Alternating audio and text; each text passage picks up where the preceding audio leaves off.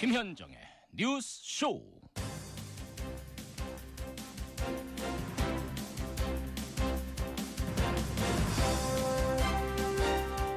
애청자 여러분 안녕하십니까? 특검과 헌법재판소 양쪽 모두에게 중대한 한 주가 시작됐습니다. 일단 오늘 특검은 삼성전자 이재용 부회장의 구속영장 청구 여부를 결정합니다. 김기춘 전 비서실장과 조윤선 문체부 장관은 이번 주에 피의자 신분으로 소환될 예정입니다. 그런가 하면 헌법재판소에는 오늘 최순실이 등장합니다. 강제 구인을 한다고 하자 마지못해 나오는 거죠. 나오는 것까진 좋은데 문제는 마지못해 나온다는 점입니다. 대통령 연설문도 고치고 말씀 자료도 만들고 온갖 이권을 지시할 땐 그렇게도 당당하던 입. 대체 그 입은 어디로 갔을까요? 오늘 우리는 그 입이 열리는 걸 보고 싶습니다. 월요일 아침 김현정의 뉴스쇼 출발하죠.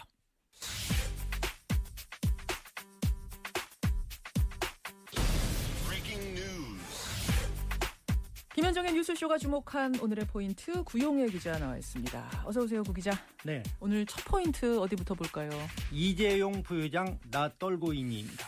그러니까요. 오늘 박영수 특검팀이 이재용 부회장에 대해 뇌물죄 구속영장을 청구할지 말지를 결정하는 거죠. 네.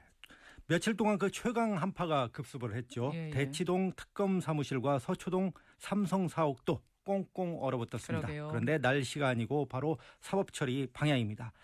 이제는 박영수 특검의 결단만 남은 상태이고 예. 박 특검은 주말 동안 몇 사람에게 조언을 구했다고 합니다. 그랬는데 영장 청구에 대해서 여전히 반반으로 의견이 엇갈려 있다. 이런 뉴스소문이 들리고 있습니다. 특검이 구속영장을 청구하지 않으면 SK와 롯데 등 다른 기업 뇌물죄 수사는 물론이고 또 다른 그 특검의 수사도 국민적 관심과 동력을 상실할 수가 있습니다. 예. 특검 무용론까지 심지어는 제기될 수 있는 대목이고요. 그러나 반대로 영장을 청구하면 박근혜 대통령에 대한 탄핵 시계는 그만큼 빨라질 수 있다. 이렇게 볼 수 있습니다. 하지만 영장을 청구했다가 기각당할 경우에 그 타격은 또 만만치 않기 때문에 기각당했을 때도 그것도 물론 고민을 하고 있는 거겠죠. 특검이 심대한 타격을 받게 되겠죠. 오늘 특검팀에게 굉장히 중요한 하루가 될 것 같습니다. 특검은 물론이고 이재용 부회장도 역시 굉장히 중요한 박근혜 대통령도 그렇고요. 네, 그렇습니다. 두 번째 포인트 어디입니까? 헌재의 납치는 권력서일 일입니다. 앞에서 제가 말씀드렸어요. 헌재 5차 변론에 최순실이 등장하는 거죠? 네. 권력서열 1위 최순실 씨가 드디어 오늘 헌재 재판정에 증인으로 출석합니다. 몇 시입니까? 오전 10시입니다. 10시. 네. 최 씨는 오늘도 형사재판에서처럼 혐의를 죄다 부인할 것으로 예상이 됩니다. 그렇지만 증인 신분입니다. 그래서 변호사가 대신 말하지 않고 본인이 직접 얘기를 하게 되는 것이죠. 그래서 그 재판관들의 공개 질문에 어떻게 답변할지 그녀의 입이 주목되고 있습니다. 예. 오후에는 안용범 전 수석도 나오고요. 이번 주에는 핵심 증인들에 대한 신문이 줄줄이 예상되어 있습니다. 그렇죠. 이런 속도라면 헌재 재판 속도도 빨라지지 않을까 그렇게 생각됩니다. 오늘 최순실이 나오는 헌법재판소 여러분 보셔야 되고 이재용 부회장이 구속영장 청구가 될지 안 될지 요거 보셔야 되고요. 네네. 다음 포인트 뭡니까? 갑자기 마련된 4강 대사 긴급 회의입니다. 무슨 얘기인가요? 오늘 그 주미, 주일, 주중, 주러 대사 그다음에 조태열 주 유엔 대사 참석하는 그 말씀하시는 거예요? 미국 트럼프 대통령이 오는 20일 출범을 하지 않습니까? 예. 미국과 중국 관계 심상치 않게 돌아가고 있습니다. 트럼프 당선자가 연일 중국 때리기 하고 있고요. 한국에는 더 많은 청구서를 보낼 것이다. 이렇게 예상이 되고 있습니다. 그렇죠. 그리고 중국은 사드 배치 문제로 우리와 혼란스럽습니다. 요동치는 경랑의 한반도. 그런데 오늘 4강 대사가 한꺼번에 모인다는 것도 관전 포인트지만 황교안 대통령 권한대행이 외교 분야까지 존재감을 과시한다는 것 그것도 또 다른 관전 그러네요. 포인트가 아닌가 생각됩니다. 마지막 포인트 하나만 더 볼까요? 네, 대만을 여행 중인 그 사람들에게 좀 주의할 소식인데요. 대만의 택시 기사가 한국인 여성 관광객을 성폭행한 거예요. 약을 먹여서? 네네. 택시를 탔는데 주사기로 그 요구르트에 수면제를 넣었다고 합니다. 예. 그래서 그 요구르트를 마시고 두 명이 의식을 상실했죠. 그래서 한 명은 성폭행을 당했는데 대만 사법당국이 용의자를 검거했습니다. 아무 때나 음료수를 받아 마시면 안 되겠습니다. 더 중요한 건 우리 외교부에다 전화를 했는데 신고는 알아서 하시라 뭐 이런 답변이 나왔다는 얘기가 들려가지고 항상 제휴공간에서 발생하는 문제들이 이번에도 또 발생을 했군요. 이 사건 지켜봐야겠습니다. 수고하셨습니다. 구 기자. 네, 감사합니다. 지난 14일 미국산 계란 약 160만 개가 국내에 도착했습니다. 계란 수입업체는 국내 4개 계란 유통업체와 계약을 맺었으며 검역을 거쳐 이르면 이번 주 중 시중에 풀릴 예정이라고 밝혔습니다. 사상 첫 신선난 수입 처방이 과연 큰 효과를 거둘 수 있을지 주목됩니다. 계란이 왔습니다. 수입산 계란이 왔습니다. 지난 주말 미국산 계란의 첫 물량이 그야말로 긴급 공수작전을 통해서 국내에 들어온 건데요. 계란이 아닌 금란이라는 말까지 나오는 지금 상황. 과연 정상화될 수 있을까요? 먼저 계란 수입 상황부터 들어보겠습니다. 미국산 계란 수입 업체 대표세요. JW 컴퍼니의 임정균 대표 연결을 해보죠. 임 대표님 나와 계십니까? 예. 안녕하세요. 예. 1차 수입분이 5만 판이네요. 예. 그렇죠. 지금 어딨나요? 지금 현재 용인 저장 창고에서 식약청에서 이제 검사는 여러 가지 검사를 진행 중에 있습니다. 예. 그럼 우리 일반 소비자들은 언제부터 마트에서 좀 만나볼 수 있는 겁니까? 일단 검역이나 검사 기간이요. 예. 특별법 시행 이전에는 18일이었는데요. 예, 특별법 제정 이후에는 8일로 단축시킨다 하는데 예. 이제 거기서 8일도 좀 너무 많은 기간이라 계란 신선도에 대한 시장 유통을 위해선 최대한 빨리 그 검사를 마치고 진행을 해야 된다고 관계 기관에 대한 협조 요청을 받았습니다. 그러니까 계란의 한 유통기한이 한 달 정도 되는데 거기서 검역 기간을 8일로 한다는 것도 좀 부담스러워서 조금만 더 단축시킬 수는 없느냐 이렇게 요청하고 있는 중. 예. 근데 이게 운송이 쉽지 않았을 것 같은데요. 이 계란이라는 게 우리가 손으로 들고서 옮기는 것도 조심조심해야 되는 건데 비행기로 괜찮았나요? 예, 드라마틱한 그런 여러 가지 상황이 많이 벌어졌는데요. 예. 저희가 4단 패킹을 했습니다. 예, 계란의 유통 과정에서 아무런 지장이 없게끔 하려고. 그 가능해요? 계란 하나하나 그 많은 걸 다 할 수는 없었을 테고. 예, 이제 그 기본적인 이제 계란판을 이제 집어넣고 예. 그 사이에 이제 스펀지 충원 완화 제품을 이제 집어넣고요. 예. 그다음에 6개들이 두 줄로 해서 한 박스를 감싼 다음에 그 위에 또 패킹을 또 해서 한 번을 더 합니다. 근데 3단 패킹을 했는데도 거기에 대해서 더 안전성을 가져서 이번에는 4단 패킹을 해갖고 막을 씌워서 저희가 이번에 공수작전을 벌여서 안전하게 계란이 들어왔습니다. 하나도 안 깨졌어요? 예. 와, 포장을 정말 완벽하게 해서 4단 패킹을 해서 들어온 계란. 보니까 한눈에 드러나는 특징은 흰색 계란이란 점이에요. 우리나라에선 보기 드문. 예. 이 미국산 계란의 특징입니까? 아니요. 우리나라하고 영국 같은 경우는 황란이 90%잖아요. 우리나라는. 90%로 진행하고 있고 예. 다른 해외 모든 미국이라든지 유럽이라든지 여러 나라들은 그 하얀색 계란이 거의 대부분입니다. 그러면 영양분이라든지 맛이라든지 이런 건 동일합니까? 오히려 그 황색란보다는 백색란이 거기에 대해서 영향이 좋다는 거 논문도 있는데 대부분 성분 분석을 해봤을 때 하얀 란이나 황색 란이나 별 영양적인 그런 부분에 대해서는 거의 비슷하다고 나와 있습니다. 그렇군요. 자, 그런데 이번에 들여오신 게 10만 판, 300만 구죠? 예. 그리고 앞으로 수입이 확정된 물량까지 다 합쳐도 총 20만 판, 600만 구고요. 예. 정부가 설까지 꼭 이 업체 아니더라도 설까지 우리가 수입하겠다라고 목표 삼고 있는 게 한 2,500만 구 맞습니까? 네. 그래요. 그렇죠. 그렇게 생각하고 있습니다. 열흘에 2,500만 구. 근데 우리나라에서 단 하루 만에 필요로 하는 수요량이 4,300만 구랍니다. 예. 그럼 이거 대책이라기에는 좀 미봉책 아닌가, 언발의 오줌 누기 아닌가 이런 생각도 드는데요. 아니 시장 유통 사항이 지금 한 70%에 달하기 때문에요. 거기에 대한 부족한 부분은 30%입니다. 한 1,300만 알이 이제 필요한 건데. 예. 거기에 대해서 어느 정도 수입을 통해서 또 집행이 되면 시장 상황에 대해서 어느 정도는 해소가 될 거라고 생각이 됩니다. 그럼 하루에 4,300만 구가 필요한데 지금 수입 물량을 그냥 나누면 하루에 한 250만 구 정도가 수입 물량으로 대체된다는 얘기고, 그렇게 되면 한 1,000만 구 정도는 여전히 부족한 상황이지만 그래도 없는 것보단 낫다. 이 정도 판단. 그럼요. 예. 이미 좀 계란값이 떨어지는 어떤 시그널은 주고 있나요? 그렇죠. 예. 업계에 좀 어느 정도 영향을 주고 있습니다. 이미 주고 그래서 있다. 가격적인 어떤 조정이 현재 집행이 되고 있는데요. 근데 한시적이라고 전문가들은 보고 있습니다. 그래요. 근데 이게 가격 차이 보니까요. 30개들이 한 판당 국내산하고 미국에서 수입한 거하고 500원밖에 차이가 안 나요. 예. 그렇죠. 그래도 이게 효과가 있을까요? 비슷해서 말이에요. 예, 뭐 500원에서 한 1,000원 정도 이제 차이가 나는데 수입산 계란이 너무 싸게 들어오게 되면 기존의 우리 한국 농가에도 피해를 주기 때문에 거기에 대한 이제 적정한 가격선이 책정이 된 것 같습니다. 이게 좀 리스크는 없나 모르겠어요, 업체 입장에서. 예, 아무래도 첫 번째로 수입을 진행하다 보니까 여러 가지 리스크가 많습니다. 이제 환율에 대한 변동이라든지 현재 가격의 어떤 상승이라든지 뭐 여러 가지 이제 고충사항이 많습니다. 정확하게 정부에서 어떤 지원을 해주고 있습니까? 일단 거기에 대한 관세, 계란에 대한 관세가 27%에서 30%거든요. 예. 무관세로 진행이 되고 무관세. 있고요. 그리고 항공료 지원을 50% 그리고 톤당 최대 100만 원씩 지원을 하고 있습니다. 그렇군요. 여기까지 말씀을 들어야 되겠습니다. 고맙습니다. 예, 감사합니다. 예, 미국산 계란을 수입한 업체의 임정균 대표 먼저 만나봤습니다. 그런데요, 양계업계에서는 이런 식의 수입으로는 뾰족한 대책이 되지 않는다. 우려하는 목소리도 나오네요. 무슨 얘기인지 직접 들어보죠. 양계협회 오세을 협회장 연결이 돼 있습니다.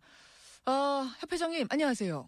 네, 안녕하세요. 그러니까 수입이 확정된 건 600만 개인데 정부는 네네. 설 연휴 전까지 그러니까 한 열흘 동안 2,500만 개 수입을 목표로 한다 이거거든요. 네네. 이 정도면은 저 가격 안정화 대책에 영향을 줄 거라고 보십니까? 가격에 영향 못 주죠. 절대량이 부족하기 때문에 영향 못 줍니다. 그러니까 하루에 도움은 되겠죠. 네. 250만 개 하루에 들어오는 정도로는 뭐 큰 영향을 못 줄 거라고 보세요. 그렇죠. 절대량이 부족하니까요. 예. 못 줍니다. 그럼에도 불구하고 그나마도 조금이라도 낮추는 데는 뭐 아주 없는 것보다 낫죠. 그렇죠. 왜냐하면 국민들의 먹거리이기 때문에 예.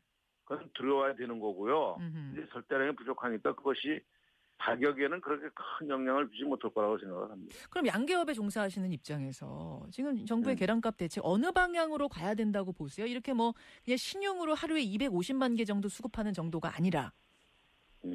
현재는 고육지책으로 이제 어쩔 수 없이 이제 그 정도 들여오는데 예. 문제는 빨리 농가가 입식을 해서 이제 안정을 되찾는 게 우선 수급 안정에 도움이 되겠어요. 현재로서는 그 방법밖에 없어요. 입식이라 하면 그러니까 빨리 병아리 수입을 해야 된다 이 말씀이세요? 병아리 수입이나 종란 수입을 해서 예. 농가가 빨리 병아리 입식을 하면은 이제 그 4개월, 5개월 후면 그게 알을 낳거든. 그러니까 이제 우선 그걸 빨리 입식을 시키도록 정부에서 노력도 해야 되고 예. 농가도 같이 노력을 해야죠. 그럼 지금 당장 급한 게 계란 수입보다도 어떻게 보면 병아리 수입이 더 급하다 이 말씀이세요? 아직 병행해서 해야죠. 계란도 지금 당장 뭐 우리 국민들의 먹거리가 부족하니까. 지금 근데 병아리는 수입 안 하고 있습니까? 네? 병아리는 수입 안 하고 있습니까 지금? 현재는 안 하고 있습니다. 왜냐하면 현재 이제 그 AI가 진행형이고 그래서 지금 이동 제한 구역이 많이 걸려 있어요. 방역상 입식하기가 지금 어렵습니다. 지금 현재는. 그러니까 이동 제한 구역이 걸려 있기 때문에 들여온다고 해도 뭐 원하는데 다 주고 이럴 수가 없단 말씀이죠. 그렇습니다. 하긴 있는 것도 지금 죽이는 마당인데 거기다 새로 주질 않는 거군요. 네, 그렇습니다. 와도 또 저 전염될 가능성이 있으니까. 그렇죠. 네. 그럼 어떻게 그것도 근데 일리가 있는 거 아닌가요? 뭐 줄 수 없는 상황인 것도 일리가 있는 거 아닌가요? 그렇죠. 그 현재로서는 그래서 이제 우선 가급적이 빨리 이제 이게 얘가 종식이 되고 두 번째는 소독 이런 거 철저히 해서 병아리를 이제 우선 국내에서도 지금 병아리가 분양이 돼요. 그리고 뭐 다 준 게 아니고 종계가 지금 한 50%는 살아 있거든요. 그래서 이제 병아리 공급이 지금 이제 그 AI 지금 그 경북 지역 같은 데는 아마 병아리가 들어갈 겁니다. 경북에는 그 AI 아직도 이제 안 왔거든요, 거기는. 청정으로, 예. 네네네. 그래서 경북 지역 같은 데는 지금 들어오고 있고. 예. 지금도 AI 이동 제한이 걸리지 않은 지역에는 아마 일부 받을 수 있을 거예요. 그런데라도 빨리 좀 수입해가지고 넣어줘야 된다는 말씀이세요. 거긴 이제 국내 거 가지고 그건 충분해요, 현재요. 네네. 근데 지금 빨리 수입하자 그러셨는데 이런 식으로 이동 제한이 묶여 있으면은 수입해도 방법이 없는 거 아닙니까? 뾰족한 대책 안 되는 거 아닙니까? 안 되죠. 그래서 지금 우선 당분간은 병아리 수입도 어렵고, 그래서 나는 내 생각엔 우선 그래도 지금 종란 같은 거는 좀 수입을 좀 빨리 모색을 해서 준비를 대비해야 되지 않나 이런 생각이 들어갑니다.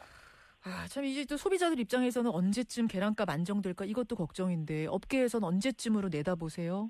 연말 가야 아마 풀릴 겁니다. 연말이요? 지금 1월 달인데? 네네. 17년 말경에나 가야 풀립니다. 참 걱정이 크네요. 그러니까 이게 AI가 네. 처음 우리나라에 퍼지기 시작했을 때 초기 대응 잘했으면 이 지경까지 오지 않았을 텐데 이 대책도 뾰족하지 않은 상황이 갑갑해집니다. 여기까지 네, 말씀 듣죠. 힘내시고요, 회장님. 네네네. 예, 고맙습니다. 네, 감사합니다. 대한양계협회 오세을 협회장 만나봤습니다.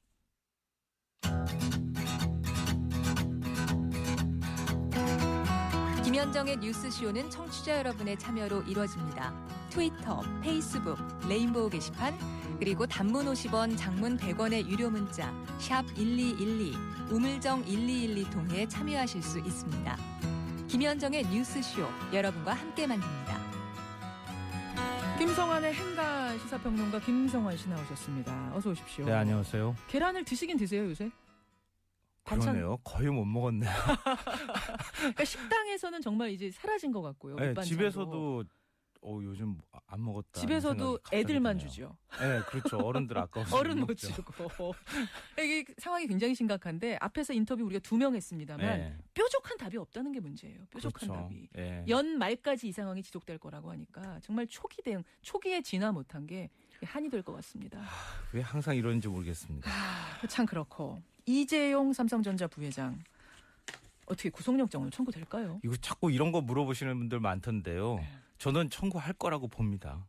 그렇게 보세요. 제가 이 산을 넘지 않으면 다른 수사를 하기 어렵습니다. 신문들을 쫙 봤거든요. 네. 근데 이제 2가지로 갈려요. 하나는 법리적으로 기각 가능성이 있기 때문에 네. 이 실제로 상당히 고민이 크다. 네. 그래서 이게 청구했다가 기각당하면 그 타격이 워낙 크기 때문에 못할 수도 있다라는 쪽과 명분 쌓으려고 하루 끈 것뿐이다. 그러니까 원래는 어제 하기로 했잖아요. 근데 명분 쌓으 우리가 고민이 크다는 걸 보여주기 위해서 시간 끈 것뿐이지 결국은 구속영장 청구하는 것으로 방침 정했다. 2가지가 갈리더라고요. 저는 이번 기회에 정경유착의 고리를 끊기 위해서라도 반드시 구속영장을 청구해야 된다고 청구가 봅니다. 중요한 게 아니라 근데 그게 돼야 되는 거잖아요. 네, 뭐 그거는 그 다음에 또 맡길 일이지만 보겠습니다. 오늘 어떤 결론이 나올지 또 여러분 어떻게 생각하시는지 문자 보내주시고요. 그 사이에 우리는 행간 가죠. 뭐 정치 얘기를 안 할 수가 없겠죠. 네. 이 새해 들어서 대선 시기가 굉장히 빨라지면서 대권 잠룡들이 아주 바빠졌습니다. 이 지지율을 끌어올리려고 지금 사활을 걸고 있는 상황인데요. 이 지지율을 올리는 방법 1위는 아무래도 존재감 드러내기겠죠. 그렇죠. 이 선명한 발언 쏟아내고 강성 발언 쏟아내는 건데요. 있습니다. 가장 성공한 케이스가 이재명 성남시장이겠죠. 예. 그리고 또 하나 친서민 행보, 서민 속으로 파고 들어가는 일인데요. 그런데 이게 자칫하면 쇼로 비춰질 우려가 있습니다. 맞아요.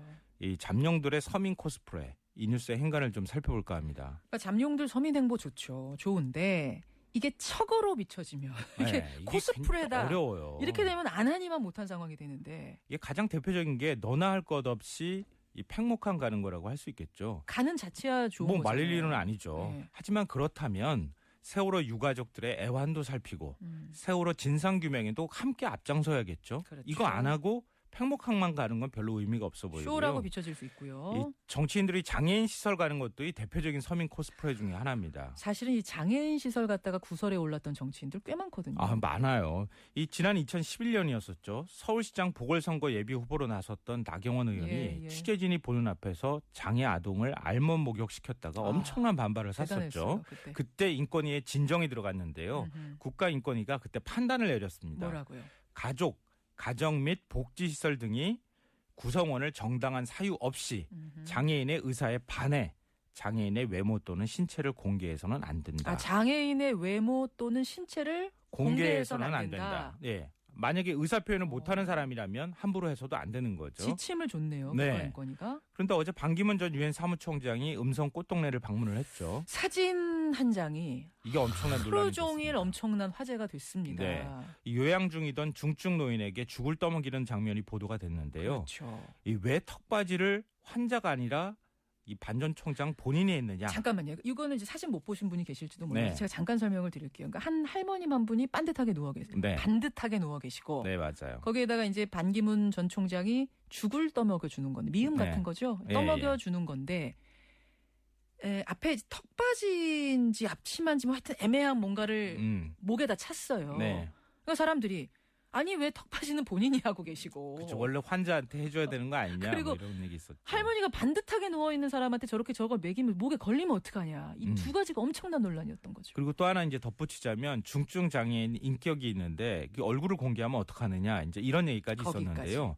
이 논란이 커지니까 꽃동네 윤심원 수녀가 언론에 해명을 했습니다. 어떻게 해명했어요? 이 턱받이가 아니라 턱받이 앞치마였다. 아, 턱부터 시작돼서 앞치마 형태. 예, 꽃동네 자원봉사자라면 누구나 하는 것이다. 이런 거 하고요. 노인에게 떠먹인 것은 미음이기 때문에 기도가 막히거나 이럴 위험은 없다. 이렇게 해명을 했습니다. 근데 그렇다 하더라도 여전히 장애인 인격 문제는 남아있게 되는 거죠. 자, 그러니까 잠룡들의 이 서민 행보가 가져오는 코스프레 논란. 이 뉴스의 행간 이면에 뭐가 숨어 있습니까? 첫 번째 행간은 쇼는 끝났다입니다. 무슨 말씀이세요? 이미지 정치의 선구자는 박정희 대통령이라고 할 수 있겠죠. 가뭄 현장에 달려가서 맨발로 모내기하고 막걸리 농민들하고 함께 마시고. 그렇죠. 그런데 독재에도 불구하고 이런 이미지가 지금까지 사실은 남아있는데요. 네. 하지만 그건 이미 40년 전 얘기입니다. 인터넷, SNS로 실시간 이 중계하는 세상에서 보여주기식 이미지 정치 자칫 잘못했다가는 아주 큰 조롱을 받거나 아주 큰 곤란을 겪게 되는데요. 이게 많잖아요. 이런 사례들이. 사례 굉장히 많습니다. 이거 제가 뭐 그냥 다 일일이 말씀드리기 좀 그래서 몇 가지만 말씀드리면 대표적인 게 2015년 6월이었었죠. 가뭄에 모내기 돕겠다고 박근혜 대통령이 이 논에 소방호스로 물을 퍼부었었죠. 기억납니다. 이 어렵게 낸 다 파내는 거 아니냐 뭐 이런 논란이 있었고요. 너무 센 물로 부어버리면 안 그냥 되는 이렇게 건데. 좀 이렇게 살살 부어도 되는데 환경 국무총리가 군부대 방문했었죠. 식판에 밥과 국을 놓는 위치가 정해져 있어요. 군대에서는. 맞아요. 이걸 좌우를 바꿔서 받았어요. 군대 안 가 티낸다 뭐 이래가지고 또 맞습니다. 그때 비판이 있었어요. 이제 국민들은 다 안다는 거죠. 쇼인지 진정성이 있는 것인지. 그러니까 오바마 대통령의 임기 말 지지율이 지금 60%에 육박한다고 하지 않습니까? 왜 그러냐? 진정성 있게 국민들 대하고 슬퍼할 때 함께 눈물을 흘려줬기 때문이라. 그러니까 이런 것은 쇼로 되는 게 아니거든요. 그런 진정성이 있어야 되는 것이다. 이런 겁니다. 정치인의 서민 행보가 이렇게 자꾸 논란이 되는 두 번째 행간 뭡니까? 두 번째 행간은 참모들이 더 문제다입니다. 참모들이요? 네. 왜요?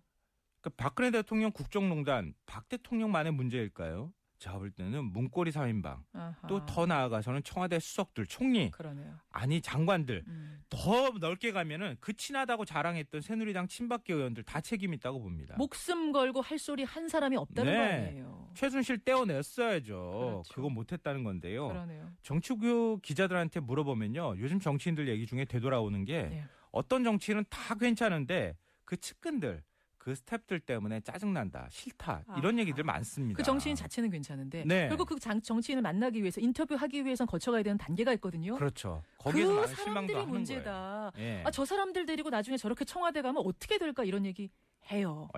저도 많이 듣는데요. 민생 현장 체험, 서민 코스프레하는 현장 가보면요. 정치인 주변만 깨끗하게 그 주변만 정리돼 있지 또 거기에 그러고 난 다음에 사진 찍을 준비만 하고 있지 그 주변에서는 경찰이 수십 분씩 교통 통제하고 황제 경호하고 특히 병원이나 방역 현장, 군부대 방문할 때 환자 생명이나 안전이 위험해질 수 있거든요. 그럴 수 있어요. 근데 반기문 전 총장이 AI 방역 중이던 농가를 방문하는 사진이 또 보도가 됐어요. 됐었죠. 그거 보면은 반 전 총장만 방역복 입고 기자들은 그냥 막 들락날락하는 모습이 보이거든요. 이것도 또 사실은 위험한 부분일 수도 있습니다. 그러니까 정치인이 뭐 이미지 정치도 할 수 있다고 생각되는데요. 만약에 그걸 했다가 상황이 더 악화된다면 그건 자제해야 되겠죠. 그럼요. 당연히 만약에 너무 후보가 바빠서 거기까지 신경 못 쓴다 그러면 참모들이 센스 있게 조언을 해줘야죠. 바로 그 점에서 참모들이 더 문제다. 두 번째 맞습니다. 행간. 또 있어요, 행간? 마지막 세 번째 행간은 버스비, 지하철 요금 달달 외운다고 해서 서민 정치인 되는 것 아니다입니다. 근데 대선 총선 나오려면 이제 이것부터 외우는 게 정석 아니에요? 세 개 외워야 돼요. 뭐예요? 쌀한가마니 얼마냐? 버스비, 지하철 요금 얼마냐? 맞아. 최저임금은 얼마냐? 최저임금 얼마냐? 한때 뭐 옥탑방 몰랐다 그래서 논란이 되기도 했는데요. 이거 외운다고 외운다고 되는 건 또 아니거든요. 그럼요. 그러니까 정치인들은 서민 눈물 닦아줄 정책이 필요하다는 거를 오히려 더 잘 알아야 된다. 서민들을 위해 눈물을 흘리는 정치인이 필요하다. 가서 그냥 얼굴만 들이밀고 예. 저 이런 거 하는 사람입니다라고 해서 되는 것은 아니다. 이런 생각이 듭니다. 오늘의 행간 김성환 씨 수고하셨습니다. 네, 고맙습니다.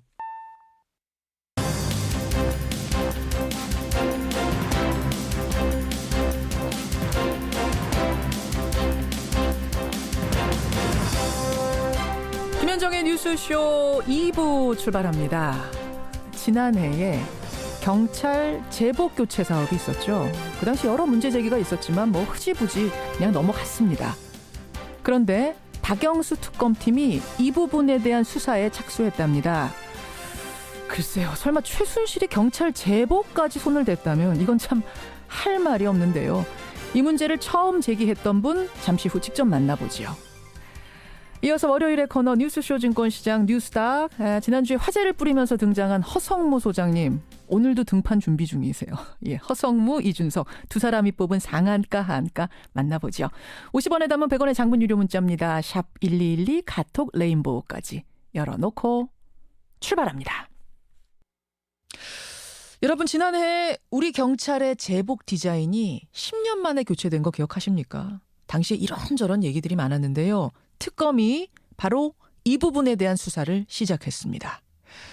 경찰 제복 교체 사업은 수백억 원이 들어가는 사업이었음에도 예산이 제대로 편성되지 않은 점, 게다가 원단 업체를 긴급 입찰로 선정한 점 등등에 주목을 하고 있는데요. 그 뒤에는 비선실세 최순실이 개입했다는 의혹이 제기된 겁니다. 그렇다면 이 의혹을 처음 제기한 사람, 시민단체 경찰인권센터의 소장입니다. 장신중 전 총경 연결을 해보죠. 장신중 소장님 안녕하세요. 예, 안녕하세요. 그러니까 작년에 그 최순실 국정농단이 세상에 드러나기 전에 이미 이거 이상하다 이렇게 문제 제기를 하신 거죠? 예, 그랬었습니다. 그 당시 어떤 점이 이상하다고 느끼신 건가요? 예, 몇 가지가 있는데요. 우선 첫째, 제복을 교체하는 과정이 대단히 비상식적이고 이례적이었기 때문입니다. 어떤 점이요? 그 경찰 제복을 교체하려면은 거쳐야 할 절차가 있습니다. 예. 그리고 또 하나 그 이유와 명분도 있어야 돼요. 어떤 건가 하면은 우선 그 제복 교체 전년도에 경찰관들의 의견 수렴, 그다음에 예선 부서와의 협의, 이를 토대로 해가지고 그다음에 또 사업 계획을 작성해야 됩니다. 예. 그리고 교체년도 주요 업무 계획에 반영해가지고 이렇게 사업이 시작되는 것이거든요. 바꾸자라는 의견을 수렴한 다음에 예산을 만들고 사업 계획 올려가지고 그 다음부터 시작되는. 그렇죠. 이렇게 돼야 되는데 이 과정이 모두 다 없어졌다는 것이죠. 이게 하나도 없었어요? 그렇죠. 그냥 독자적으로 어느 날 갑자기 청장이 해가지고 시작된 겁니다. 아니 근데 과거에는 그럼 이런 식으로 긴급하게 그러니까 예산 확보되기 전에 사업부터 진행한 다른 사례가 없단 말입니까? 이거는 거의 어렵죠. 우선 1차 사업만도 200 수십억 원이 돈이 들어가는 그런 예산 사업입니다. 근데 예산 사업이 어디서 갑자기 하루에 아침에 떨어지는 것도 아니고 있을 수가 없는 일이죠. 그러니까 문제 제기가 됩니다. 뭐 치안과 관련된 사업, 그러니까 긴급하게 필요해야 되는 것이 아닌데도 불구하고 이례적으로 절차를 무시하고 시작이 됐다. 예. 또 어떤 게 있습니까? 경찰관들 90%가 선호했던 그런 디자인이나 색상, 제품은 무시가 되고 어느 날 갑자기 10%도 인정하지 않은 그 색상을 갑자기 결정돼가지고 그 제품을 제복으로 선정을 했습니다. 그리고 또 하나는 그 선정된 제복이 물 빠짐 현상, 그다음에 보풀이 일어나고 거의 사용하기가 진짜 현실적으로 어려운 그 아주 저질 제품이었다는 거죠. 그러니까 1, 2, 3 세 가지 디자인을 넣고 경찰들한테 어떤 게 좋으냐, 투표 비슷하게 했죠? 예. 선호도 조사를 했습니다. 선호도 조사를 했습니다. 디자인 바꾸자 결정을 하고 그다음에 선호도 조사를 했는데 그때 지금 문제 이 제복이 3번이었습니까? 예, 맞죠? C형. C형. 아니라 A, B, C, C형이었습니다. 그때 그럼 선호도 조사에서 높게 나왔던 건 무슨 형이에요? 본색이라고 우리 흔히 하죠. 예. 그게 A형이라는 건데 42.2%, B형이 45.4%, C형이 11.8%. 이렇게 나온 겁니다. 근데 A, B를 다 물리치고 C가 된 거예요? 그렇죠. 그렇게 된 겁니다. 이건 좀 이상하네요. 그때 근데 경찰청이 해명을 내놓긴 내놨어요. 예. 여론조사에서 많은 득표를 얻은 디자인은 과거에 사용한 색상, 그러니까 곤색, 또 내근에 부적절하다는 의견이 있어서 선호도 조사를 했지만 그걸 반영하지 못했다. 어떻게 생각하세요? 그 엉뚱한 변명이죠. 우선 한번 보십시오. 예전에 경찰관들이 검은색 계통의 그 근무복을 입은 걸 보신 적 있나요? 검은색 계통은 전 못 본 것 같은데요. 근데 오히려 그 반대의 해명이고요. 더구나 더 한 가지 정말 그 황당한 것은 경찰이라는 직업은 외근이 대존입니다. 외근? 예. 예. 그런데 내근에 부적절하기 때문에 안 된다. 이건 궤변이라고도 하기 어려운 진짜 헛소리죠. 말이 안 됩니다.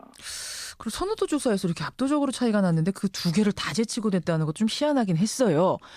그리고 또 한 가지가 지금 말씀하신 옷감에 대한 원단에 대한 부분이었는데 이게 물이 막 빠진다는 거예요, 세탁하면?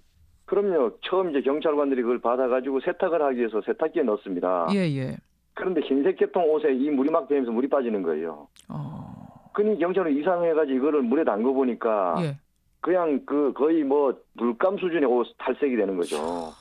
그래가지고 이제 경찰관들 사이에서 난리가 나고 그때 언론에도 몇몇 언론에 보도가 됐었죠. 근데 당시 경찰에서는 이것도 해명 자료를 내놨어요. 뭐라고 했냐면 그 문제 제기를 한 경찰이 세제를 133배나 더 넣어서 물빠짐이 있었던 거다.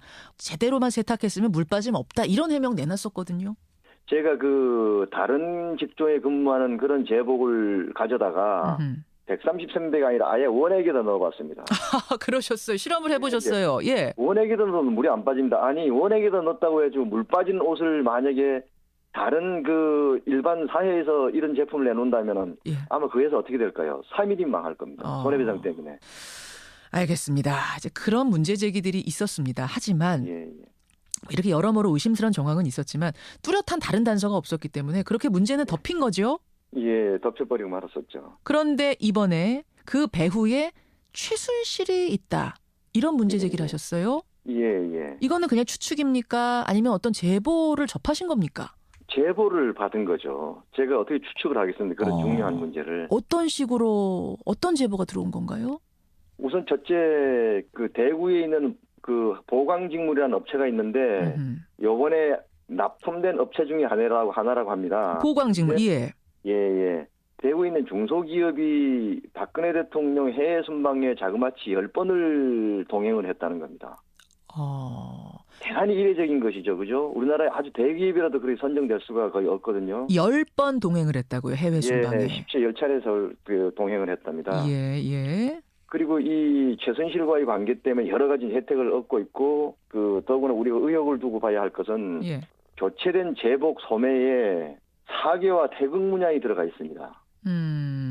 세상에 그 거의 이제 주술적 이미지 비슷한 그런 모양들이거든요. 태극 문양이 들어간 건 뭐 이해가 된다 하더라도 그 다음에 또 하나가 뭐라고요? 사괴. 사괴가 뭐예요? 그러니까 사괴. 주역에서 얘기하는 사괴 있죠. 조금 주술적 이미지가 있는 그런 문양이거든요. 우리 태극 문양을 보시면은 왜 사괴가 있지 않습니까? 예. 양옆으로. 그런 거를 소매에다가 직선으로 그려 넣었어요. 그거를 문양으로 만들어 놓은 겁니다.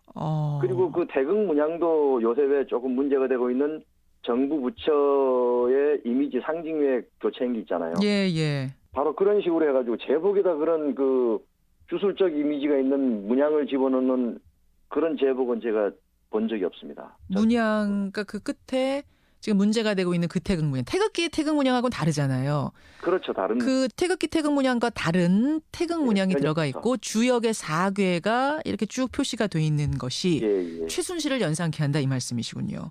뭐 대통령 취임식하고 관련해서도 오방랑 색깔 이런 것 관련해서 조금 문제가 지금 많이 제기가 되고 있죠. 그렇군요. 그 해외 순방길에 10번 동행을 했다는 건데 아니 근데 뭐 기업이니까 또 뭐 중소기업 이런 기업을 살려준다는 의미로 부흥시킨다는 의미로 데려갔을 가능성 이런 건 없겠습니까? 있겠지만 그게 대한민국에 우리나라에 뭐 380만 개의 중소기업이 있다는데요. 어떻게 한 업체가 10번을 따라 나갑니까? 최순실하고의 관계는 뭐 하나라도 단서가 잡힌 게 있나요? 그 업체와 최순실과의 관계는? 업체와 예전부터 그런 관계가 대단히 깊었다고 하기 때문에 분명히 그건 있다고 하니 그거는 특검의 목이 되겠죠. 수사에서 밝혀야 할. 최순실과 그 업체가 예전부터 인연이 있었다? 그런 얘기들이 많다고 합니다. 그쪽에서. 그런 소문이 돌고 있으니까 특검이 수사에 착수를 한 거군요, 일단. 예. 근데 경찰은 말을 합니다. 이 업체 선정 과정은 조달청이 주관을 한 거다. 그리고 공개 입찰 시스템을 통해서 이루어지기 때문에 무슨 경찰청이 특혜를 주고 말고 이런 게 불가능한 구조고 또 그 업체가 제보 공급한 그거는 전체 물량 중에 극히 소량이다. 단독 입찰도 아니고 컨소시엄 형태로 보강직물이 들어왔기 때문에 뭐 대단한 특혜를 누린 거 없다. 이렇게 얘기하는데요. 이게 긴급 입찰로 결정이 됐죠. 그렇죠? 예. 그리고 또 하나 근무복의 색상이 일반적이 아닌 특수 컬러입니다. 이런 색상을 생산한 직물업체가 몇 군데나 될까요? 그 원단을 가지고 있는 곳이 보강직물이었던 거고, 그렇죠. 지금 컨소시엄 형태로 참여했다는 건 그러면은 지금 원단이 보강직물만 가지고 있는 원단이었다면 컨소시엄 형태로 어떻게 참여를 할 수가 있다는 거죠? 그 색깔이 일반적인 컬러가 아니기 때문에 그 직물을 생산하고 있는 업체가 제한적이라는 거죠. 아, 보강직물을 비롯해서 몇몇 개밖에 없었다. 그렇죠. 몇몇 개밖에 없는 것이죠. 그런 컬러는 거의 귀하거든요. 그러니까 바로 그 사람들을 대상으로 특혜를 주기 위해서 그 색깔을 강제로 선택하도록 만든 것이죠. 그러니까 이미 색상 이런 거는 컬러를 다 정해놓고 경찰관들 90%의 의견을 묵살한 이유가 바로 그겁니다. 아, 근데 특혜를 제대로 주려고 했으면 보강직물이 다 가져갈 수도 있었을 텐데, 먹을 수도 있었을 텐데 왜 컨소시엄 형태로 했을까요? 그건 어려울 겁니다. 150만 벌 이상을 제작을 해야 되거든요, 옷을요. 아하. 그 조그만 회사에서 소화가 어려우니까. 그렇죠. 그건 어렵죠. 그래서 컨소시엄 형태로 특혜를 준 것이다. 라는 이제 지금 추측. 이걸 바탕으로 특검도 수사에 착수한 상태. 특검도 어떤 실마리를 잡았으니까 수사에 착수를 했겠습니다. 좀 더 수사 결과 기다려 보지요. 오늘 고맙습니다, 소장님. 네, 고맙습니다. 시민단체 경찰인권센터의 장신중 소장, 장신중 전 총경이었습니다.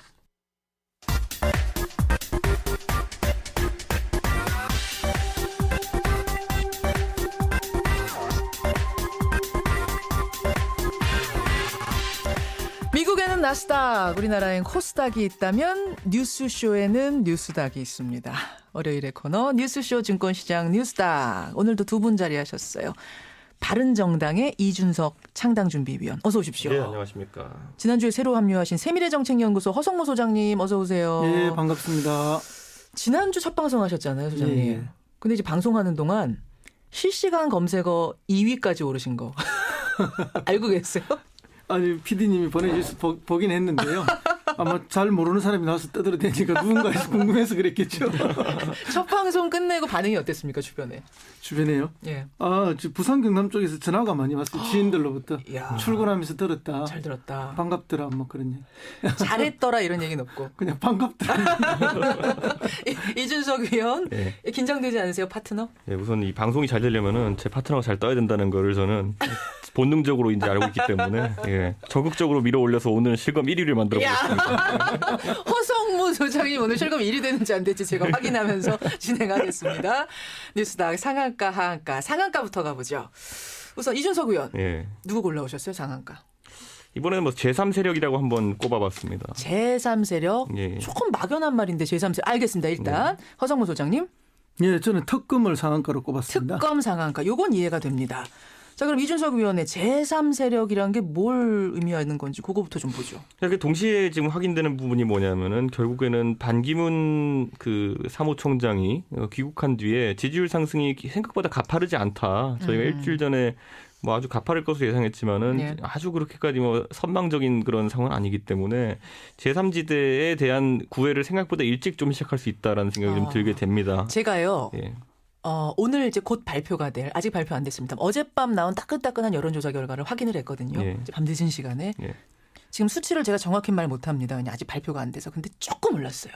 아주 조금. 하지만 이분이 지금 들어온 게 며칠 됐죠? 막 들어온 걸 생각할 때는 사실은 그렇게 많이 오른 건 아니더라고요. 그게 실제로 이제 저도 그 여론조사를 입수한 것 같은데 그 다자간 구도에서는 조금 오른 거로 나오지만 실제로 6명의 대결을 가정하고 올린 가상 대결에서는 또 꽤 유의미한 수치로 떨어지는 결과가 나왔거든요. 떨어지는 게 나왔어요? 그래서 제가 알기로 3-4포인트 정도 떨어진 걸로 이렇게 나왔는데 그래요? 그러다 보니까 지금 그리고 또 들어와가지고 이어지는 행보들이 사실 언론이 어떤 자세로 반기문 총장을 맞이하느냐를 본 그 반기문 총장 측에서도 확인했을 겁니다.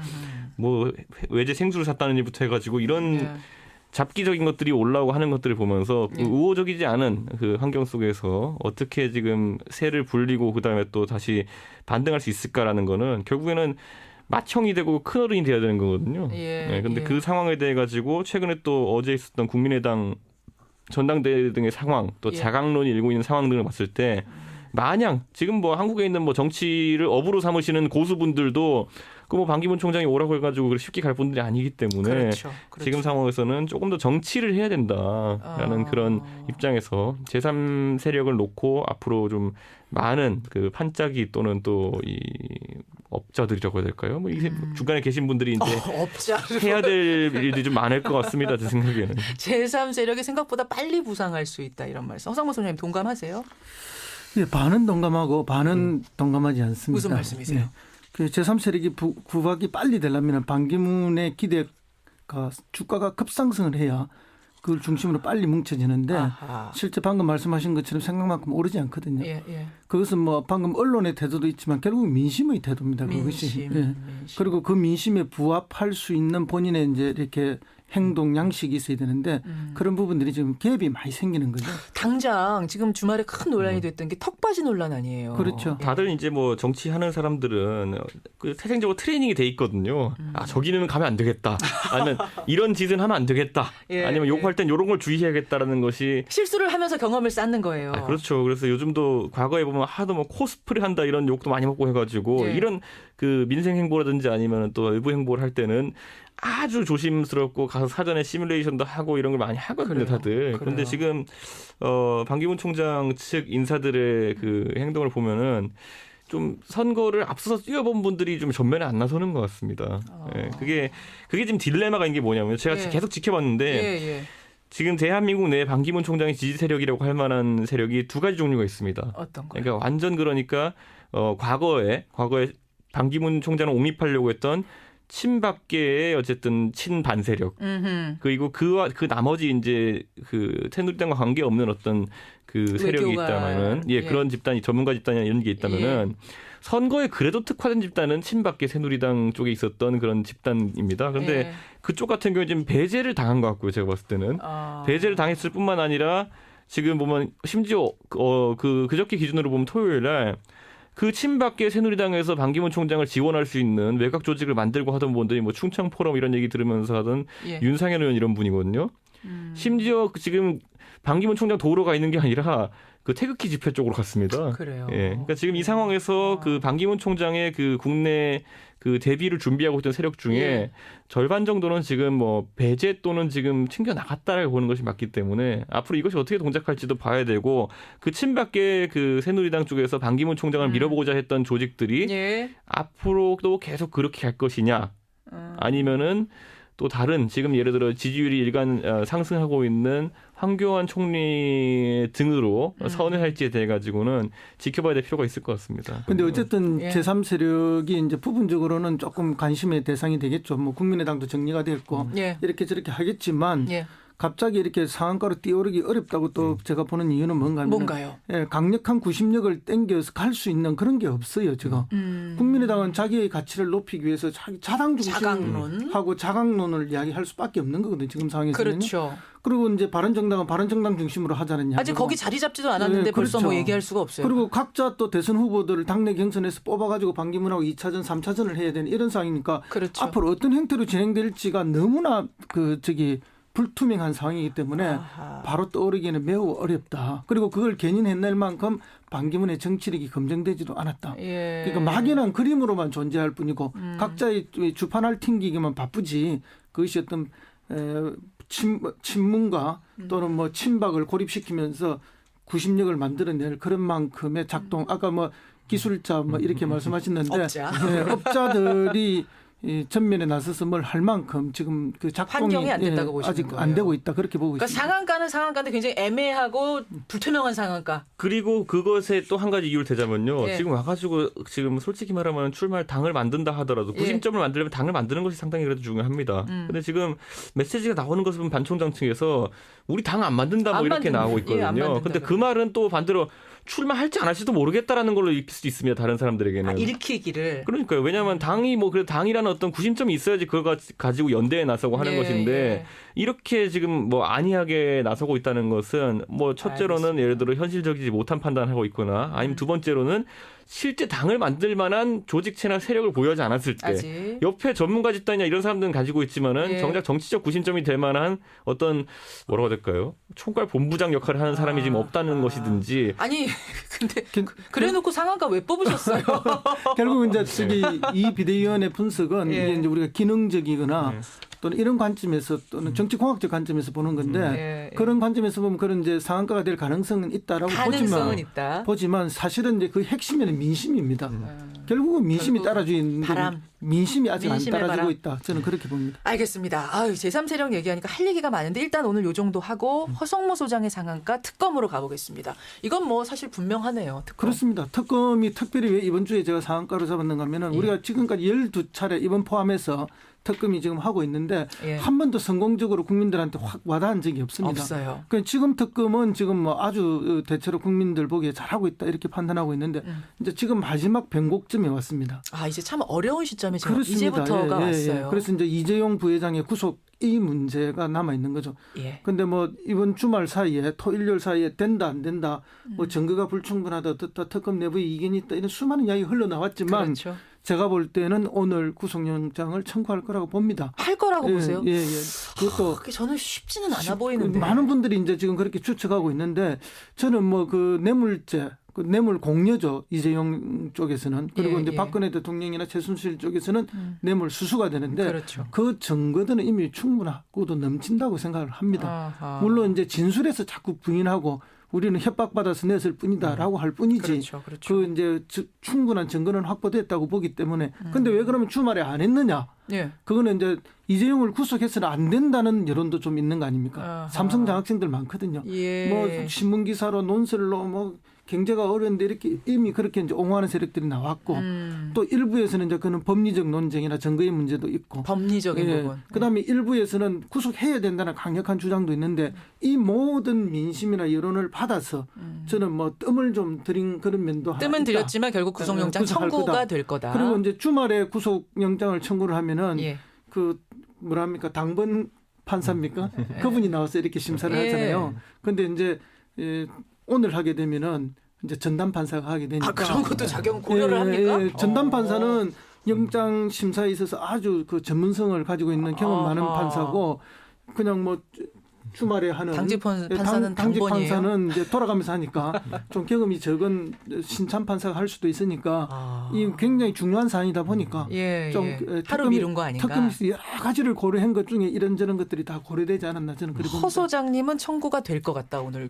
그걸 청구 못하면은 뭐 특검이 존재 가치가 없어지지 않습니까? 이준석 의원님. 여기서 이제 약간 이제 특검이 준비가 되었냐 안 되냐 이거 한번 살펴볼 만한 게요. 지금 박 대통령에 대한 뇌물 수수 혐의를 뇌물 수수 혐의를 적용하려면은 두 가지 논리적으로 풀어야 될 부분이 있습니다. 법리적으로. 법리적으로. 첫째는 대가성이고요. 두 번째로는 어쨌든 돈이 들어간 건 재단 아닙니까? 그렇죠. 재단과 또 우리 최순실 씨가 또 박근혜 대통령이라는 그 세 개의 그 주체가 사실상의 같은 지갑이라는 걸 증명해야 되거든요. 바로 그 부분이거든요. 그런데 그게 이제 과연 지금까지 법리적으로 준비되었느냐? 아니 뭐 국민들이 보기에는 대충 보기엔 그런 것 같다라는 인식 자체는 널리 퍼져 있지만은 그걸 또 다른 판례나 이런 걸 분석해봤을 때 과연 적용이 가능한가? 이거를 근데 성급하게 할 수가 없었던 부분이 뭐냐면은. 지금 탄핵 심판에 어쨌든 뇌물죄가 중요한 혐의로 지금 들어가 있는 상황 속에서 핵심이죠. 그런데 그 상황에서 대충 봤을 때 맞는 것 같은데 법리적으로 아까 그걸 기민하게 풀어내지 못했을 때 만약 구속영장을 청구했을 때 기각당하면은 그 타격이 너무 크니까 탄핵 심판에 미치는 그 어쨌든 논리적인 부담이 크기 때문에 그래서 꼼꼼하게 지금 그래서 아주 꼼꼼하게 그 두 가지 숙제를 풀어내느냐가 지금 특검 입장에서는 내부적으로 좀 고민일 겁니다. 바로 그 부분에서 지금 하루를 망설인 게 아니까 저도 사실은 그런 생각해요. 박근혜, 최순실 두 사람의 지갑이 한 지갑이라는 걸 사실 증명해내야 되는 그 부분에서 이제 법리적으로 치밀하게 특검이 준비를 하고 있을 거예요. 어쨌든 박승진 삼성전자 사장의 휴대폰에 증거가 많이 또 추가로 발견이 된 것 같아요. 이제 그게 뭐 최근에 밝혀졌는데, 그러니까 특검이 확보한 증거를 모두 다 공개하지는 않거든요. 그렇죠. 언론에 다 공개하지 않습니다. 국민들한테 언론들한테 공개하지 않는 특검만의 증거들이 남아 있다고 보고 충분할 거라고 봅니다. 그렇게 해주지 않으면은 특검이 이 별 7개짜리 사이다의 역할을 못하는 거죠. 그래서 특검은 뭐 자기들의 그 역사적 소명이 뭔지를 잘 알고 있기 때문에 최선을 다해서 하고 있고 그렇게 될 거라고 저는 믿고 있습니다. 바람이 들어가 있습니다. 상한가 그래서 특검. 자, 하한가 가보죠. 하한가. 바른정당의 이준석 창당준비위원회 하한가 누굽니까? 저는 어제 박지원 대표가 그 국민의당에 선출되신 거 보고 참 축하를 드리면서 하지만은 앞으로 국민의당이 모호한 행보가 좀 있을 것 같다는 생각이 됩니다. 국민의당이 하한가예요? 예, 사실 어제 대표가 나왔는데 바로 하한가 주시는 건 좀 너무한 거 아닙니까? 박지원 대표께서는 압도적인 표로 당선되신 거는 제가 축하를 우선 드리고요. 공적으로 드리고.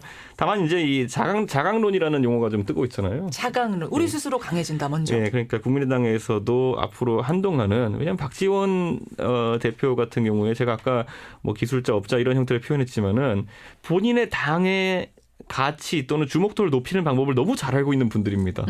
그렇기 때문에 아마 국민의당 같은 경우에는 한동안 이제 뭐 손학규 지사 영입 행보도 했었지만은 앞으로 자강론이라는 걸 기반으로 해가지고 나설 것이고 그 기반의 자강론을 했을 때 지분이 되는 것은 결국에는 국민의당에 대한 호남의 지지도거든요. 그 바탕으로 하고 그걸 들고 다른 곳 가서 연대를 하든지 아니면 옛날에 DJP 연대 같은 걸 좀 하고 이래야 되는 것인데 그렇죠. 그러다 보면은 역설적으로 자강론이라는 것이 사실 우리 대선 후보를 밀어올려서 독자 생존하겠다는 의미로 비춰질 수도 있겠지만 그게 아닙니다. 굉장히 그런 색채를 강화해가지고 지분을 형성하겠다는 거거든요. 그러다 보면은 정작 당의 경쟁력 있는 대선 후보라고 할 수 있는 안철수 의원 같은 경우에는 혼자서 뭔가 해볼 판을 만드는 건 좀 어렵지 않나. 지금까지 국민의당에서 총선 이후에 상당히 좋은 분위기 뒤에 그걸 이어나가지 못했던 것이 어떻게 보면은 결국에는 그 예전에 제가 뉴스닥에서 지적한 적 있지만은 국민의당이란 당 자체가 지역 편향적인 그런 그 의석 구성을 가지고 있기 때문에 그랬던 적이 있는데 지금도 제3지대나 이런 것들 대선을 앞두고서는 조금 더 그런 색채가 강화될 수 있지 않나라는 생각을 하게 됩니다. 지역당의 울타리 안에 좀 더 가두어지는 거 아니냐. 그래야 국민의당의 특색이 생기는 것이고 연대를 했을 때 우리의 담당력은 여기다 하는 것이 딜레마네요. 그러니까 그게. 허성모 소장님 어떻게 생각하세요? 아니 뭐 상당히 정확하게 다 지적을 하셨는데요. 이제 박지원 의원과 호남 의원들은 지난번 총선 때는 안철수 의원이 필요했죠. 그렇죠. 예, 그래서 이제 얼굴 마담을 시켰던 거고. 근데 지금 대선을 앞두고는 과연 그러면 안철수 의원이 얼굴 마담이 가능한가라는 문제가 나오는 거죠. 왜냐하면 그렇게 되려면 높은 지지율을 갖고 있어야 되는데 안철수 의원이 지지율이 쑥 빠져버렸잖아요. 계속 빠지고 있는 상황이어서. 그렇게 빠진 데는 안철수 의원의 잘못도 있지만은 또 호남을 중심으로 하는 그 의원들의 독특한 행보도 있거든요. 그 행보가 아까도 말씀드렸지만 탄핵 국면에서도 있었지만은 어쨌든 김무성계하고 끊임없는 이렇게 뭐 문자가 공개되기도 하고 이런 거 말씀하시는 거예요? 그런 것들이 이제 있는 건데 이제 그런 면에서 보면은 이제 자강론을 말을 하긴 하지만 그게 진짜 자강론이냐? 그런 의미에서 위장된 자강론일 가능성이 굉장히 많다. 안철수 의원이 자강론을 계속 이야기를 하니까 지금은 보조를 맞춰주는 거지만 실제로는 이 자강해서 나중에 연대할 때 더 값어치를 높이기 위한 자강론일 가능성이 더 높다. 그러면 호남 민심이라는 것이 모든 것이 뭐 박지원 대표 한 명이 그렇게 선동하거나 뭐 하는 대로 다 따라가느냐. 결코 대선에서는 그렇지 않을 것이라고 보는 거거든요. 그렇게 보면 결국은 국민의당의 주가가 조금 빠질 가능성이 더 있다. 국민의당 상황이 하여튼 녹록치 않은 것만은 분명합니다. 사실 박지원 대표가 당을 이끌었을 때 결국에는 그 정치공학이 상당히 좀 많은 구도를 발휘할 것이다, 비중을 발휘할 것이다라는 그 이미지가 좀 있긴 있거든요. 그게 한마디로 핵심으로 이야기하면 이런 거예요. 김대중 대통령이 이런 말씀하셨잖아요. 정치하는 사람은 서생적 문제의식을 가지고 있어야 되고 상인적 문제 해결 능력이 있어야 된다 했는데 박지원 원내대표는 상인적 문제의식과 상인적 해결 능력을 가지고 있는 거죠. 그러니까 정치를 정치로 보는 것이 아니라 비즈니스, 장사로 본다는 느낌을 많이 주고 있는 거죠. 거기에서 박지원 대표가 들으시면 근데 굉장히 화내실 것 같아요. 우선 축하는 드립니다. 박지원 대표 조만간 인터뷰 출연할 건데 제가 이거 질문 한번 드려봐야겠어요. 여하튼 이준석 위원은 국민의당 어쩔 수 없는 하한가 지금 분위기 좋지 않다 이거 얘기하셨어요. 허성모 소장님 하한가 누구? 예, 저는 하한가로 우리 박원순 서울시장님. 박원순 시장도 분위기 좋지 않습니까? 예. 제가 뭐 굉장히 좋아하고 존경하는 분이긴 하지만 또 냉정하게 평가하면 지금 하한가를 달리고 계신다. 그리고 이번 주에도 하한가로 가실 거다. 왜 그렇게 보세요? 어쨌든 이 탄핵 국면 속에서 급변하는 전국에 능동적으로 잘 대처하지는 못하지 않았느냐. 물론 뭐 서울시장으로서 굉장히 많은 서비스를 제공하고 잘 하신 건 맞는데 서울광장 개방하고 뭐 이런 것들. 정치적 이슈를 선점해 가는 면에 있어서는 성남시장한테 오히려 뺏긴 부분이 있고 그러게요. 그러다 보니까 이제 강한 말씀으로 극복하려고 하다 보니까 그게 좀 생뚱맞은 그런 게 있고 그다음에 이제 최근에 당내 경선을 지금 앞두고 이제 룰 미팅이 이루어지고 있지 않습니까? 그래서 굉장히 네거티브 공세를 했어요. 지금 아예 그 룰 협상 테이블에 나오지도 않죠. 그게 이제 이게 네거티브 공시할 수 있습니다. 할 수는 있는데 예. 거기 금도 선이라는 게 있어요. 왜냐하면 타당의 논리로 자당의 후보를 공격하는 것은 망하는 길로 가는 거예요. 그게 이제 자기가 개발한 어떤 뭐 설득력 있는 독자적 논리면 괜찮은데 예. 기존의 새누리당에서 문재인을 비판하던 그 프레임이다. 예, 그 프레임으로 비판을 해버렸거든요. 그러면은 설사 그 말 중에 일부가 옳은 말이 있다 하더라도 야당을 지지하는 전체 야당 지지자들은 왜 저럴까 하면서 갑자기 신뢰도가 뚝 떨어지게 되는 경우죠. 거기도 중요한 게 민심이네요. 그러니까. 그렇습니다. 이제 그런 아주 냉정한 선을 박원순 시장님이 놓친 게 아닌가. 또 그리고 박원순 시장님이 그런 워딩을 하도록 참모들이 잘못 코치하신 게 아닌가 하는 그런 판단이 하나 들고요. 그다음에 경선 룰 협상에 참여하지 않는 모습.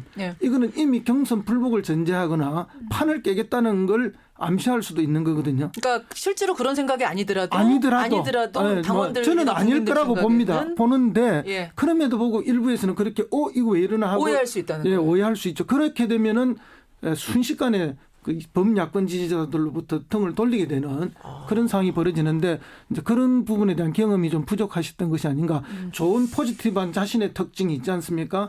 경청을 잘하시고 소통을 잘하고 수많은 아이디어로 좋은 제도 개선을 해내고 그런 훌륭한 자질을 중심으로 이렇게 갔더라면은 그래도 어려운 국민에서 조금 더 낫지 않았느냐 그런 생각을 합니다. 어떻게 생각하세요? 지금 이준석 의원은. 결국에는 요 정도. 그러니까 사실 이게 대선 후보를 지켜보면요. 그 지난번 메르스 때 박원순 시장이 1위 한번 해보시지 않으셨습니까? 그때 20%까지 갔어요. 그렇죠. 그거 한번 해보신 분들은 이번 대선에 대한 미련이라고 해야 될까요? 아니면 내 위치에 대한 그런 집착을 하게 됩니다. 예, 무슨 말이냐면은 꼭 이제 출마를 해야 되는 상황인 거죠. 많은 야당 지지자들 같은 경우에는 비슷하게 경선을 지적하다가 아니면 전당대회를 지적하다가 당을 뛰쳐나갔던 수많은 사람들을 아마 생각할 겁니다. 그렇게 되기 때문에 박원순 시장의 이런 어떤 뭐 네거티브라고까지는 좀 보지 않습니다만 강한 지적들을 접했을 때 야권 지지층 입장에서는 일순간 갑자기 지난 한 5년 동안 한 번도 하지 않았던 고민.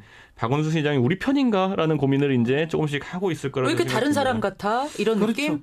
갑자기 왜 저러시나? 왜 저러시나? 거기서 신뢰도가 떨어지면은 굉장히 걷잡을 수 없는 어려움이 생기죠. 그래서 당내 경선이라는 게 매우 미묘한 동지들끼리 경쟁이지 않습니까? 그렇죠. 그게 이게 남보다도 못한 경쟁을 하게 되면은 범지지자들로부터 소외될 수밖에 없다 하는 그 한계를 명확하게 알고 집토끼 관리 부분에 있어서 네거티브 해도 되고 강력한 지적을 하셔도 되는데 그 방향이 좋아야 된다. 예를 들면 이재명 시장은 지적을 하잖아요. 하면서 늘 하는 것이 싸움은 내가 더 잘한다. 이런 식으로 지적을 네 싸움 못한다라고 지적하는 것이 아니라 네보다는 내가 싸움을 더 잘한다라고 지적을 하는 거죠. 이제 그런 식의 경쟁은 오히려 박수를 받을 가능성이 많죠. 자, 이렇게 해서 오늘 뉴스닥 상한가 보도에는 제3세력과 특검, 하한가 보도에는 국민의당 박원순 이렇게 네 분을 올리면서 마무리를 해야 되는데 이게 대선이 지금 가까워지면 가까워질수록 지금 헌재가 굉장히 속도 내고 있다고 하잖아요. 그렇습니다. 빠르면 1월 말에 나올 수도 있고 늦어도 3월이다. 이 거의 이제 기정사실화가 되는 상황이어서. 그렇죠. 우리가 그 탄핵 때 12월 9일 방송 때 제가 그 말씀 안 드렸습니까? 그죠? 맞아요. 저건 1차는 지금 헌재소장 나가기 전에 2차 그렇지. 늦어도 거기인데 근데 이제 그 1차 기한을 넘기기 위해서 굉장히 노력하는 것 같아요. 박근혜 대통령 주변에서. 그렇다고 좋은 결과가 있지는 않을 거다. 그런 생각이 듭니다. 그래서 우리 뉴스닥도 점점 뜨거워집니다. 두 분의 말씀도 많아지고 다 소화하기 어려울 정도로 시간 안에. 오늘도 고생하셨고요. 다음 주 뉴스닥에서 다시 보고 실시간 검색어 몇 위까지 갔는지 끝나고 확인해 봐야겠어요. 허성무 소장님 고생하셨습니다. 예, 감사합니다. 바른정당 이준석 의원, 세미래정책연구소 허성무 소장이었습니다. 고맙습니다. 네, 감사합니다.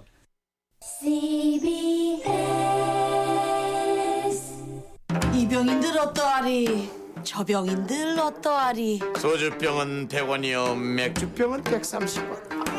반환하면 보증금이 내 지갑에 들어오네. 2017년 1월 1일부터 보증금이 2배 이상 인상됩니다. 벽에 붙은 라벨의 재사용 표시와 환불 금액을 확인하세요. 우와, 이렇게나 많이? 내 돈 챙겨? 부자 되세요? 가까운 마트에서 빈용기 보증금을 꼭 돌려받으세요. 빈용기 보증금, 당연한 권리이자 당신의 돈입니다. 이 캠페인은 환경부와 한국순환자원 유통지원센터가 함께합니다. 음향 뉴스 현장. 주말 내내 전국이 꽁꽁 얼어붙었는데요. 추워서 더 신난 사람들도 있습니다. 강원도 화천의 산천어 축제. 체감기온 영하 20도가 무색하게 그야말로 인산인해를 이뤘습니다. 산천어 잡으러 같이 가보시죠. 안내 말씀드리겠습니다. 산천어는 1인당 3마리까지만 잡으실 수 있습니다.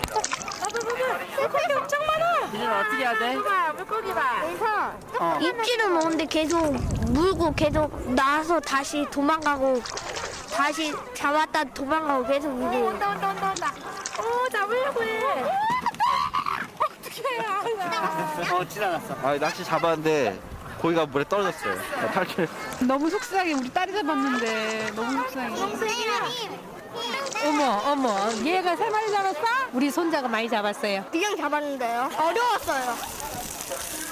지금 외국 분들 오시는 거 낚시채하고 오시면 한 마리씩 이렇게 맛보기로 이렇게 두고 있습니다 지금. 오늘 구이는 참 맛있네. 오늘 처음 먹어보는 건데. 좋은데 아주.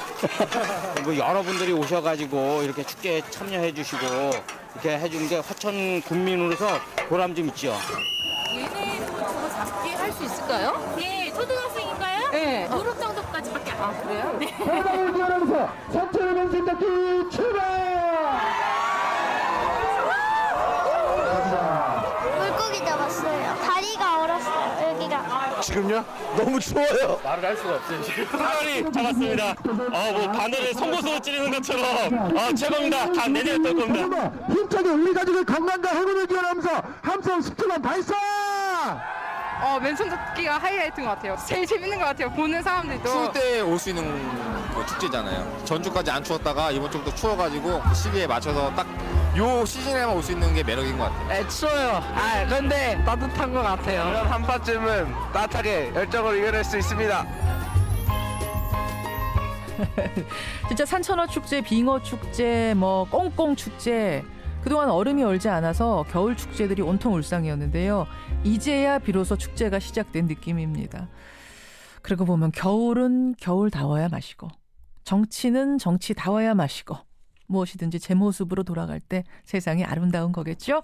화천의 산천어 축제 음향뉴스 현장이었습니다.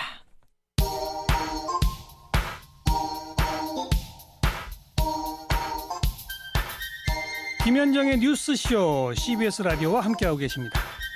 저는 퇴근길 시사자키 정관용입니다. 청취자 장병기님은 이재용 삼성 부회장 구속 이거 기정사실 아닙니까? 문제는 제3자 뇌물죄냐 그냥 뇌물죄냐 그 차이로 고민하는 거겠죠 하면서 저한테 글쎄 아직 모릅니다. 구속영장을 오늘 청구할지 말지 또 청구해도 그게 받아들여질지 말지는 사실은 좀 지켜봐야 되는 상황. 2502님은 뉴스닥 들으시고 박원순 시장 하한가 뽑으셨는데 사실은 정말 촛불의 숨은 주역 아닙니까? 요즘 좀 전략이 흔들리는 것 같다. 이런 지적해 주셨어요. 경찰 재봉 이야기 들으시고 김영은님. 회사 근무복도 직원들 의견이 굉장히 중요하게 작용하는데 어떻게 경찰 제복은 이렇게 그 경찰들 의견 무시하고 정해졌는지 참 이상하다고 이분 생각을 하셨었나 봐요. 김현기 님도 이제는 경찰 제복까지 최순실이 손을 대다니 정말 그뿐이겠습니까? 이거 다 밝히려면 정권 바뀐 뒤에나 가능하겠어요. 그러셨는데 그러게요. 정말 경찰 제복 선정까지 최순실이 손댄 게 맞다면 지금 특검이 수사하는 것처럼 그게 맞다면 정말 꼼꼼한 최순실, 정말 꼼꼼한 대통령 하나하나 광고사 강탈이며 경찰 제복이며 최순실 딸 아빠 친구 최순실 딸 친구 아빠 회사까지 아이고 참 어이없는 뉴스들이 계속 나오네요. 계란 수입 얘기 들으시고는 근데 목동 뮤지션이라고 한 분 수입산과 국산의 가격 차이가 500원밖에 안 난다는데 굳이 수입산을 살 필요성을 사람들이 느낄까요 하면서 갸우뚱하셨어요. 근데 아까 전에 그 수입업자분의 말은 더 낮추려면 낮출 수는 있었지만 그렇게 되면 또 우리나라의 그 업계분들이 워낙 타격이 커지기 때문에 그 밸런스를 좀 그 균형을 맞추다 보니까 500원밖에 못 줄였다. 이런 이야기 주셨습니다. 라이나님은 계란 수입도 수입이지만 중간 상인들이 지금 과도하게 마진 챙기고 있는 건 아니냐. 그래서 가격이 더 올라가는 건 아니냐. 이런 걱정. 이런 문제점 제기하셨고요.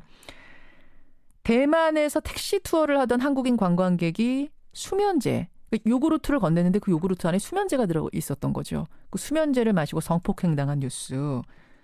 그래가지고 우리 외교부에 전화를 했더니 신고는 알아서 하라. 이런 어이없는 답변이 나왔다는 뉴스 들으시고 국민에게 일 생기면 알아서 하라는 외교부. 이게 외교부인지 외면부인지 모르겠다. 이런 문자. 참 대만 소식은 어이없죠. 게다가 대만이 상당히 안전한 곳이라고 우리가 알고 있었기 때문에 더 좀 충격적입니다. 여기까지 여러분의 의견 고맙습니다.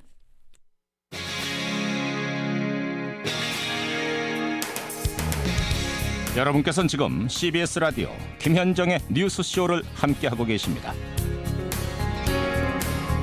여러분 하루에 커피를 몇 잔이나 드세요?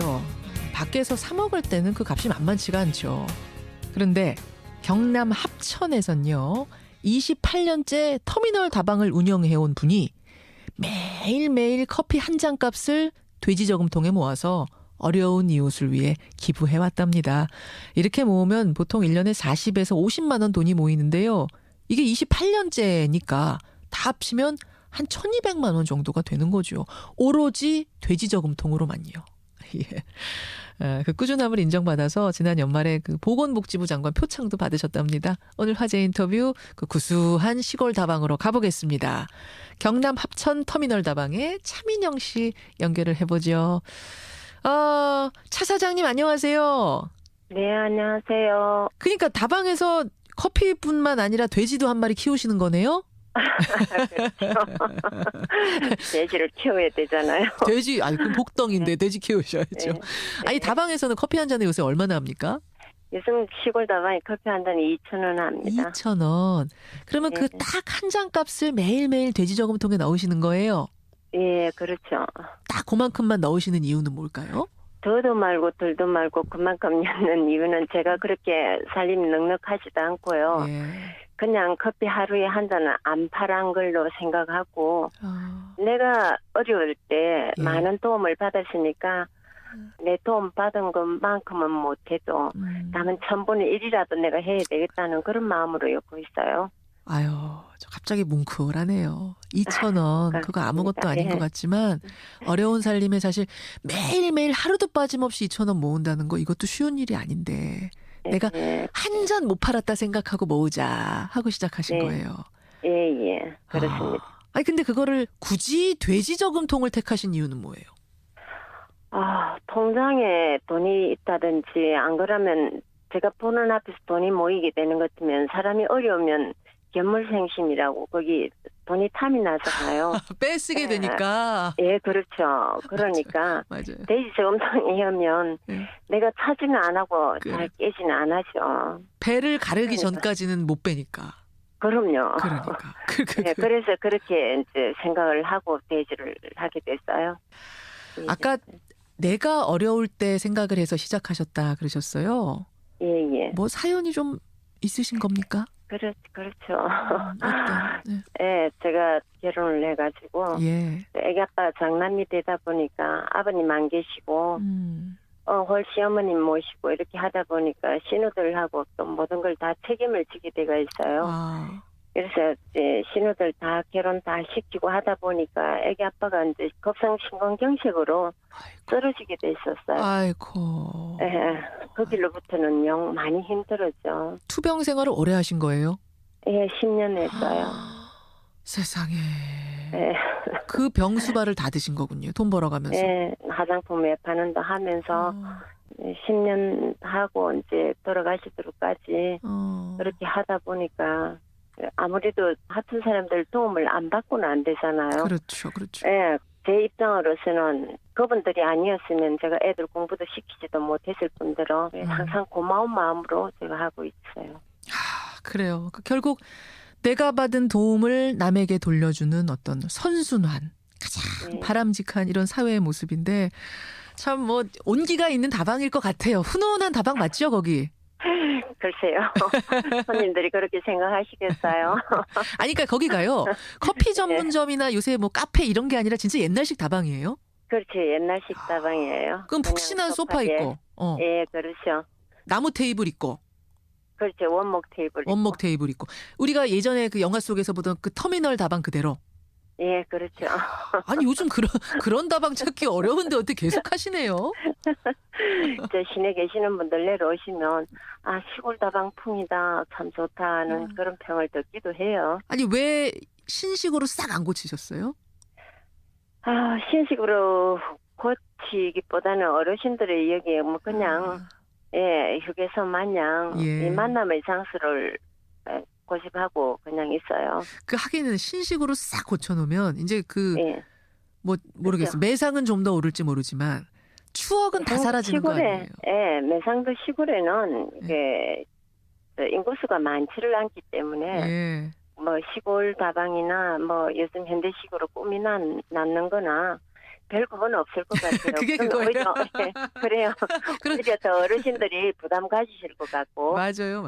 예. 어르신들이 더 편안하게 하려다 보니까 잘하셨어요. 그냥 고집하게 된 거예요. 잘하셨어요. 그럼 커피도 우리가 흔히 이제 다방 커피 하면 인스턴트 커피 한 스푼에다 프림 둘, 설탕 둘, 하나 둘 뭐 이런 공식이 있는데 그렇게 타세요? 아니요. 그렇게는 안 하고요. 시골 어르신들도 요즘은 커피 원두를 갖다 조금 진하게 뽑아서. 야, 원두 커피. 예, 원두예요. 원두 커피를 진하게 좀 내려서 진하게 드시는 분들은 진하게 드리고 또 연하게 해달라 그러면 연하게 해드리고 희석해서 조금 연하게 해가 드리고. 그러니까 지금 보니까 주인 그대로고 인테리어 그대로고 다방식 그대로지만 커피는 그렇죠. 커피는 현대식인데요. 요즘 스타일? 예, 커피는 그렇게 하고 있어요. 크게 뭐 라떼나 뭐 그런 거는 못 하더라고요. 그런 거 못 하더라고요. 예, 그냥 핸드립으로 내리니까 야, 그냥 그래요. 원두를 드시고 있어요. 구수합니다. 얘기만 들어도 구수한 합천의 터미널 다방. 감사합니다. 고향 내려오시는 분들은 꼭 한번 들르시겠는데요, 거기?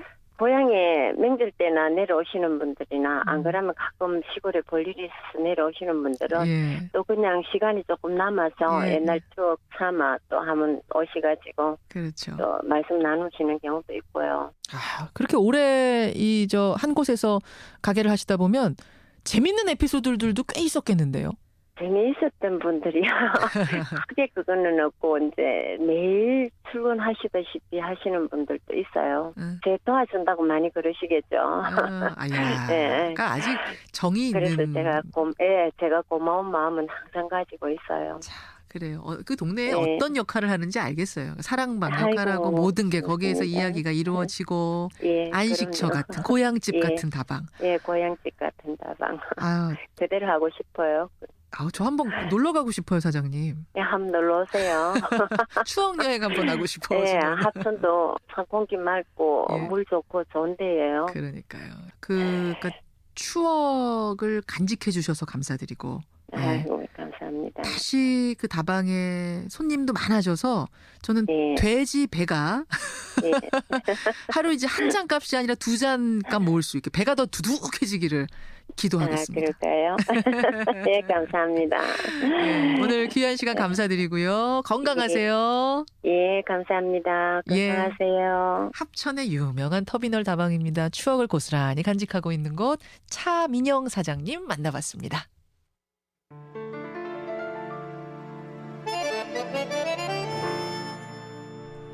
하루에 차 한 잔 값 29년 동안 모은 돈이 자그마치 1,200만 원. 정유라의 말값 수억 수십억보다 훨씬 귀한 돈 아닙니까? 합천터미널의 옛날식 다방을 기억하며 김현정의 뉴스쇼가 선정한 오늘의 노래입니다. 최백호 낭만에 대하여. 굳은 비 내리는 날 그야말로 옛날식 다방에 앉아 도라지 위스키 한 잔에다 짙은 색스폰 소리를 들어버려 새빨간 립스틱에 나름대로 멋을 부린 마담에게 실없이 던지는 농담 사이로 짙은 색스폰 소리를 들어버려 이제와 새삼이 나이에 시련의 달콤함이야 있겠냐만 왠지 한 곳이 비어있는 내 가슴이 잃어버린 것에 대하여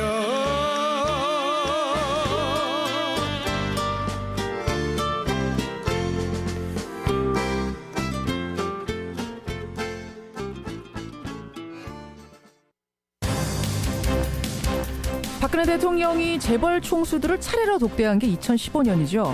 그런데 그보다 앞선 2014년 CJ그룹 송경식 회장을 독대해서 CJ의 영화 방송 사업이 정치적으로 편향돼 있다. 방향을 바꾸라. 직접 요구를 했답니다. 그러자 손 회장은 죄송하다. 방향을 바꾸겠다고 화답을 했다는 증언을 특검이 확보했다는군요. 문학의 블랙리스트에 이어서 국민들의 사상을 통제하려고 한 이런 정황들. 우리 정말 2017년에 살고 있는 거 맞습니까? 내일 다시 뵙죠. 고맙습니다.